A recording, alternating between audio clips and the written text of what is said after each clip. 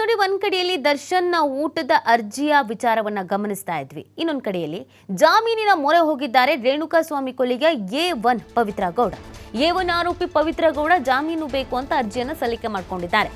ಹೀಗೆ ದಿನಕ್ಕೊಬ್ಬರು ಕೊಲೆ ಕೇಸ್ ಆರೋಪಿಗಳಿಂದ ಬೇಲ್ಗಾಗಿ ಅರ್ಜಿ ಸಲ್ಲಿಕೆ ಆಗ್ತಾ ಇದೆ. ನಿಧಾನವಾಗಿ ಒಬ್ಬೊಬ್ಬರೇ ಆರೋಪಿಗಳು ಬೇಲ್ಗಾಗಿ ಅರ್ಜಿ ಸಲ್ಲಿಕೆ ಮಾಡ್ತಾ ಇದ್ದಾರೆ. ದರ್ಶನ್ ಅನ್ನ ಹೊರತುಪಡಿಸಿ ಬೇಲ್ಗಾಗಿ ಕೋರ್ಟ್ಗೆ ಅರ್ಜಿಯನ್ನು ಸಲ್ಲಿಸಿದ್ದಾರೆ ಪವಿತ್ರ ಗೌಡ ಪರ ವಕೀಲರು. ಇವತ್ತು ಹೈಕೋರ್ಟ್ನಲ್ಲಿ ವಾದ ಪ್ರತಿವಾದ ನಡೆಯುತ್ತೆ. ಇತ್ತ ಜೈಲು ಪಾಲಾಗಿ 2 ತಿಂಗಳಾದರೂ ಕೂಡ ಇನ್ನೂ ಬೇಲ್ಗೆ ಅರ್ಜಿಯನ್ನು ಸಲ್ಲಿಸಿಲ್ಲ ದರ್ಶನ್. ಜಾಮೀನು ಬಿಟ್ಟು ಮನೆಯೂಟಕ್ಕೆ ಪರಿತಪಿಸ್ತಾ ಇದ್ದಾರೆ ದರ್ಶನ್. ನೋಡಿ, ಈ ಕೇಸ್ನಲ್ಲಿ ಚಾರ್ಜ್ ಶೀಟ್ ಅನ್ನೋದು ಇನ್ನೂ ಉಲ್ಲೇಖ ಆಗಿಲ್ಲ. ಇದರ ನಡುವೆ ಈ ಬೇಲ್ ವಿಚಾರಕ್ಕೆ ಸಂಬಂಧಪಟ್ಟಂತೆ ಜೈಲಿಗೆ ಹೋಗಿ 1 ತಿಂಗಳು 1.5 ತಿಂಗಳು ಆದ ನಂತರ ಒಬ್ಬೊಬ್ಬರೇ ಅಪರಾಧಿಗಳು ಈಗ ನಮಗೆ ಬೇಲ್ ಬೇಕು ಅಂತ ಈಗ ಆರೋಪಿಗಳು ಅರ್ಜಿಯನ್ನು ಸಲ್ಲಿಕೆ ಮಾಡ್ಕೊಳ್ತಾ ಇದ್ದಾರೆ.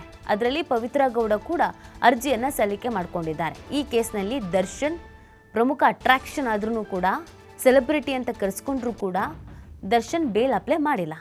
ಯಾಕೆ ಅಪ್ಲೈ ಮಾಡಿಲ್ಲ, ಇಲ್ಲಿವರೆಗೂ ಯಾಕೆ ಅಪ್ಲೈ ಮಾಡದೆ ಸುಮ್ಮನೆ ಕೂತಿದ್ದಾರೆ? ಈ ಚರ್ಚೆಗಳ ನಡುವೆ ಪವಿತ್ರ ಗೌಡ ಇದೀಗ ಜಾಮೀನು ಅರ್ಜಿಯನ್ನು ಸಲ್ಲಿಕೆ ಮಾಡಿದ್ದಾರೆ. ಸೊ ಇವ್ರಿಗೆ ಜಾಮೀನು ಸಿಗುತ್ತಾ ಆರ್ ಸಿಗಲ್ವಾ, ಇದು ಪ್ರಶ್ನೆ.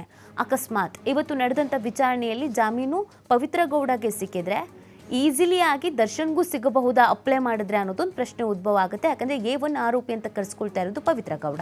ಬಟ್ ಏನಾಗುತ್ತೆ ಕೋರ್ಟ್ನಲ್ಲಿ ಅನ್ನೋದು ಗೊತ್ತಿಲ್ಲ. ಆದರೆ ದರ್ಶನ್ ಯಾಕೆ ಜಾಮೀನು ಬೇಕು ಅಂತ ಅರ್ಜಿ ಸಲ್ಲಿಕೆ ಮಾಡಿಲ್ಲ ಗೊತ್ತಿಲ್ಲ. ಪವಿತ್ರ ಗೌಡ ಸಡನ್ನಾಗಿ ಈ ಥರ ಅರ್ಜಿ ಸಲ್ಲಿಕೆ ಮಾಡಿದ್ದು ಯಾಕೆ ಗೊತ್ತಿಲ್ಲ.